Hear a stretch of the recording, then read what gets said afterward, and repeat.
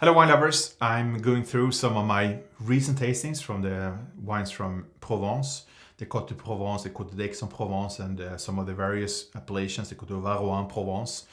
And first of all, this is a quite vast region with great differences in identity, in style. But this is certainly the cradle of some of the traditional wines that we do find. And of course, I'm enjoying a glass of rosé wine.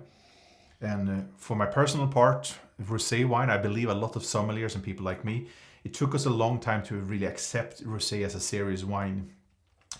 But I have to confess that in the last 10 years or so, I mean, the quality has improved dramatically.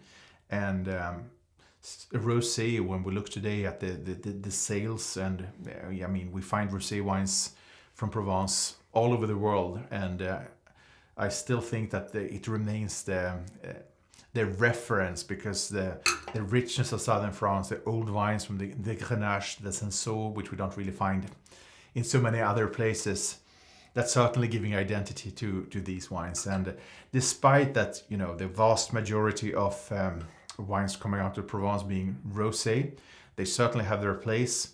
We also have to speak about, I think, perhaps a coup de cœur, as the French would say to me, would be the white wines as well. They represent a fairly small proportion of the total production, but when they're well made, they certainly have something distinct, because first of all, these varieties, the Grenache Blanc, the Vermentine, or Rolle, as we say in Provence, the Clairette, they do, despite being a fairly warm climate, they do offer a great sensation of freshness and vibrancy.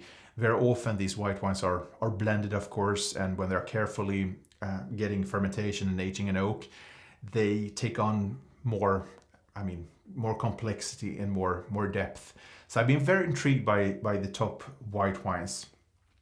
Continuing on to the red wines, I mean, I don't think there's one style of red, because of course in Provence you have the traditional varieties, the Grenache, the Syrah, the Cinsault, and so forth. But unlike other southern French appellations, we also have the Cabernet Sauvignon.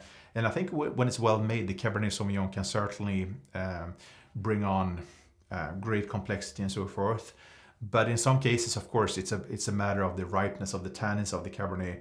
Sometimes will need a long time to reach maturity when in bottle, or you really have to pick it carefully. But nonetheless, I think that some of the great wines of the Provence, the red wines, they are certainly structured and age-worthy wines. And again, coming back to the rosé wines, I think that everything from the basic level, delivering that freshness, drinking the latest vintage, that's fine. Most of those wines will be drunk at that age. But what we've seen now with the prestigious estates doing better and better wines, more oak aged, being released later and being released at higher prices, they certainly deserve their place in the great wine shops of the world, on the great wine lists of the world.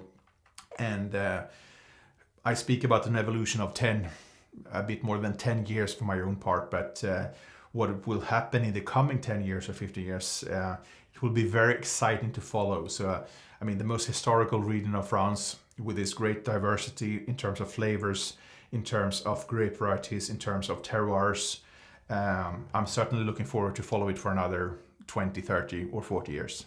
Cheers.